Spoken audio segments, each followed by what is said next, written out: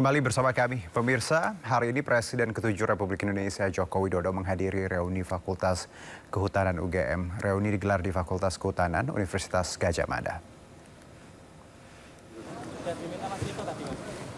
Jokowi hadir dalam acara reuni Fakultas Kehutanan Universitas Gadjah Mada Angkatan 1980. Kehadiran Jokowi pada acara ini berlangsung di tengah-tengah kisru isu ijazah palsu yang menimpa dirinya. Jokowi berangkat dari Solo menuju Yogyakarta ditemani istri Iriana Joko Widodo.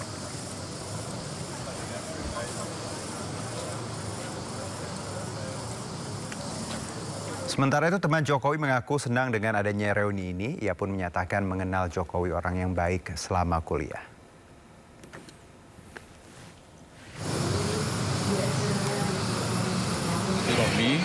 Dan kita bersyukur di usia-usia ini semua dalam kondisi sehat. Mudah-mudahan hidup kita bermanfaat. Intinya itu. Pak Jokowi sama masa kuliah seperti apa sih Pak dulu Pak? Pendiam atau apa gitu Pak? Ya baik, seperti teman kita yang lain. Kesannya Pak Jokowi baik ya. Kita ke informasi berikutnya, pemirsa. Sekjen PDI Perjuangan Hasto Kristianto divonis hukuman penjara 3,5 tahun penjara. Hakim menyatakan Hasto terbukti bersalah dalam kasus suap serta perintangan penyidikan perkara Harun Masiku. Majelis Hakim Pengadilan Tindak Pidana Korupsi menjatuhkan vonis terhadap Sekjen PDI Perjuangan Hasto Kristianto 3,5 tahun penjara dengan denda pidana Rp250 juta.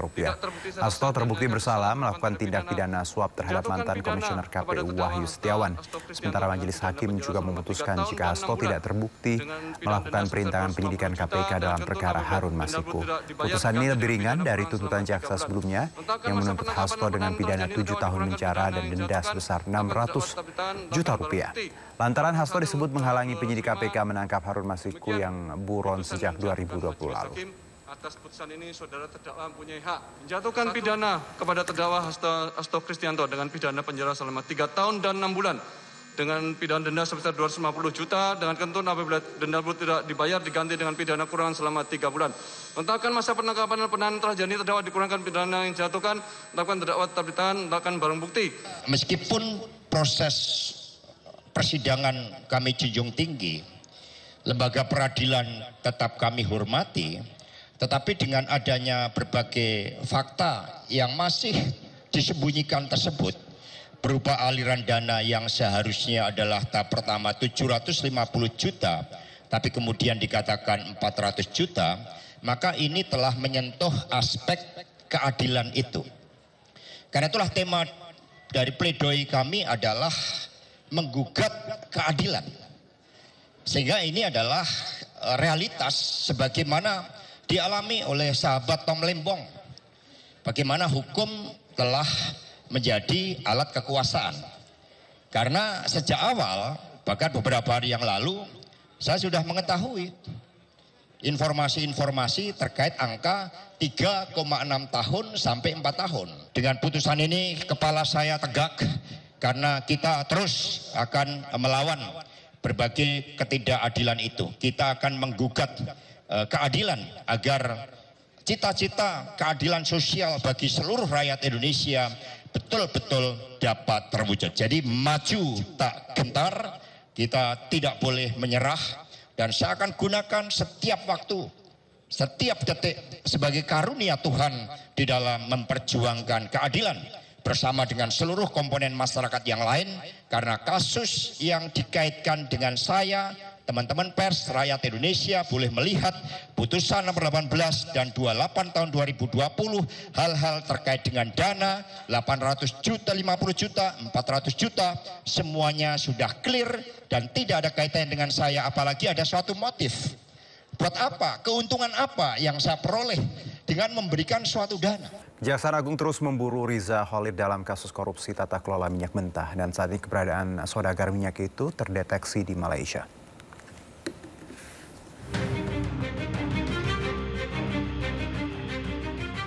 Muhammad Riza Khalid, tersangka dugaan korupsi tata kelola minyak mentah dan produk kilang PT Pertamina, terus diburu. Sejak ditetapkan sebagai tersangka oleh Kejaksaan Agung, keberadaan saudagar minyak itu hingga kini tidak diketahui. Direktorat Jenderal Imigrasi Kementerian Imigrasi dan Pemasyarakatan mendeteksi Riza Khalid saat ini berada di Malaysia. Riza Khalid diduga meninggalkan Indonesia sejak Februari lalu atau sebelum ada permohonan pencekalan ke luar negeri dari Kejaksaan Agung. Dari yang kita monitor, yang bersangkutan sudah meninggalkan Indonesia sejak Februari. Sekarang ini masih ada di Malaysia dan kita sudah komunikasi dengan imigrasi yang ada di Malaysia, termasuk dengan polisi dari Malaysia. Ya, kami juga koordinasi dengan Pak Jaksa Agung kemarin pada saat penyerahan rubasan, pengelolaan rubasan kepada Kejaksaan Agung. Kami sudah komunikasi dan laporkan kepada beliau posisi yang bersangkutan ada di mana dan beliau sudah tahu yang bersangkutan. Sementara itu, Kejaksaan terus memburu Riza Khalid dengan menjalin koordinasi dengan pihak terkait. Kejaksaan juga melayangkan panggilan pada Riza agar datang dengan keinginan sendiri sebelum dijemput paksa. Terhadap yang bersangkutan berdasarkan pelintasan bahwa yang bersangkutan saat ini katanya kemarin beberapa berdasarkan ada berada di wilayah Malaysia.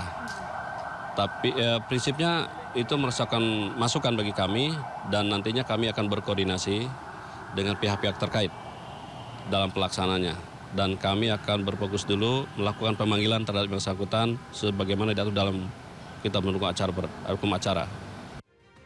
Sebelumnya, Kejaksaan Agung menetapkan Riza Khalid dan 8 orang lain sebagai tersangka dalam kasus korupsi tata kelola minyak mentah dan produk kilang pada PT Pertamina Persero tahun 2018-2023. Praktek haram itu diduga merugikan keuangan negara hingga 285 triliun rupiah. Dari Jakarta, tim liputan iNews melaporkan. Usulan penghapusan pilkada langsung kembali mencuat. Tetaplah bersama kami di Sindo Sore.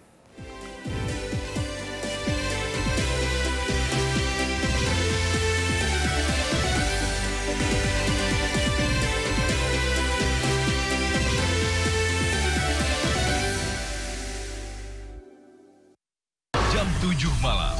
Joko Widodo menduga ada agenda politik besar. Polisi merilis merek beras premium yang diduga dia.